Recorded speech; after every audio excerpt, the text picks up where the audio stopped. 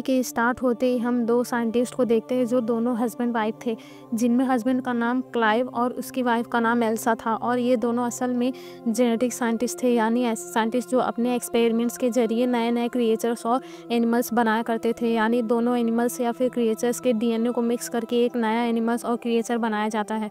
दोनों एक मेडिसिन बनाने वाली कंपनी के लिए काम करते थे और इस कंपनी का नाम नर्ड था, NIRD नर्ड। और क्लाइव और एल्सा इस कंपनी के लिए काम करते थे कि पहले तो ये 2 एनिमल्स के डीएनए को मिक्स करते थे जिससे एक नया एनिमल बनता है, और फिर उस एनिमल की उस पर और टीम से मुख्तलिफ किस्म की बीमारियों को मेडिसिन बनाए जाते थे। लोगों के लिए नई किस्म का एनिमल भी बनाया जाता था जो कि एक मेल था और दिखने में बिल्कुल डिफरेंट था, और सेम ऐसा ही एनिमल ये पहले भी बना चुके थे जो कि फीमेल थी। अब ये दोनों एनिमल्स को एक दूसरे के आमने सामने लाते हैं और वो दोनों एनिमल्स एक दूसरे से बहुत प्यार से मिलते हैं, यानी वो दोनों एनिमल्स एक दूसरे को पसंद कर रहे होते हैं।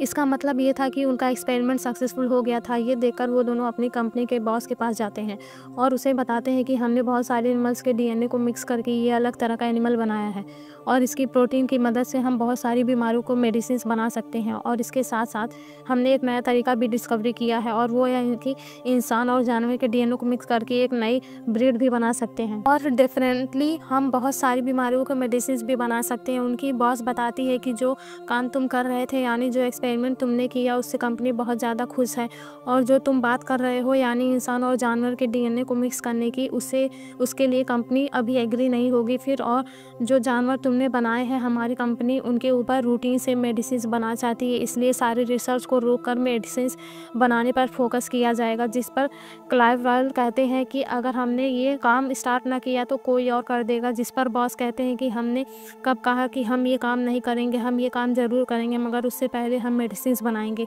ये और उन्हें मार्केट में ले जाएंगे और उसके बाद तुम्हारे प्रोजेक्ट पर काम किया जाएगा।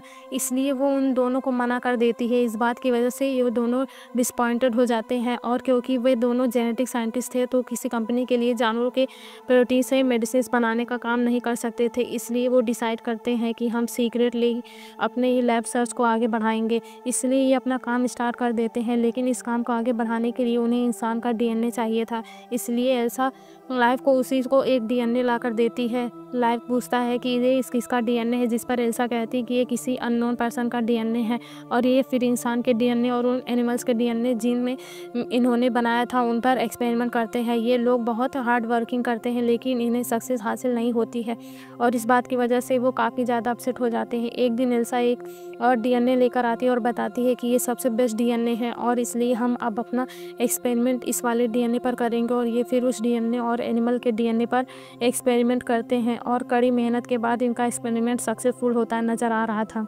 यानी एनिमल का डीएनए और इंसान का डीएनए आपस में मिल रहा था, और अब इन लोगों के पास एक यूनिक किस्म का डीएनए था जो इंसान और जानवर के डीएनए से मिलकर बना था। अब क्योंकि ये इलीगल था इसलिए एक लाइव रिसर्च को आगे बढ़ाना नहीं चाहता था, लेकिन एल्सा ऐसे नहीं चाहती थी, वो इस रिसर्च को आगे बढ़ाना चाहती थी। इसलिए वो उस डीएनए को लेकर एक मशीन रूम में चली जाती है। उस रूम में एक ऐसी मशीन थी जिसमें डीएनए डालने से एनिमल्स और क्रिएचर्स पैदा होने शुरू हो जाते हैं, यानी कोई भी जानवर उस मशीन के अंदर इंक्रीज होता रहता था। फिर एल्सा उस मशीन के अंदर उस डीएनए को डाल देती है। क्लाइव को कहता है कि कोई अच्छा काम नहीं कर रहे हैं, हम किसी को बनाना और फिर उसे मार डालना। एल्सा कहती है कि इतने सारे लोग इस दुनिया में रोजाना मरते हैं और हो सकता है कि हमारे इस एक्सपेरिमेंट से इतने सारे लोगों की जान बच जाए। इसलिए एक क्लाइव एल्सा की बात मान लेता है, इसलिए वो अपने काम को स्टार्ट कर देते हैं। मगर हैरान कर देने वाली बात तो ये थी कि जिस बच्चे को मशीन ने आहिस्ता आहिस्ता बढ़ना था वो तेज़ी से बढ़ता जा रहा था।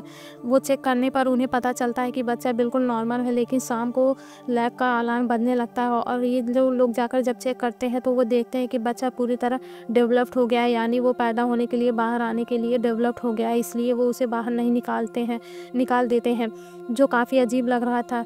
एक क्रिएचर को मारना चाहता था क्लाइव से। एल्सा कहती है कि अभी हमें ऐसा नहीं करना चाहिए क्योंकि क्या पता कि हम इससे सक्सेसफुल क्रिएचर बना लें, लेकिन क्लाइव एल्सा की बात नहीं मानता है। इसलिए वो उस जगह पर जाते हैं जहाँ पर वो क्रिएचर था, क्योंकि वो उसे मारना चाहते थे, और वहाँ जाकर उन्हें पता चलता है कि वो तो पहले ही मर चुका है। एक क्लाइव वहाँ से चला जाता है। एल्सा कहती है कि अब खतरे वाली कोई बात नहीं है, इसलिए एल्सा उस बॉक्स को ओपन कर देती है, और जब वो चेक करती है तो उसे पता चलता है कि यहाँ पर कोई बच्चा कोई क्रिएचर नहीं है, बल्कि ये सिर्फ एक स्किन है, यानी उस स्किन में से कोई क्रिएचर निकला जो उस वक्त लैब में है। फिर वहाँ पर वही अजीब सा क्रिएचर दिखाया जाता है जिसके 2 पैर थे।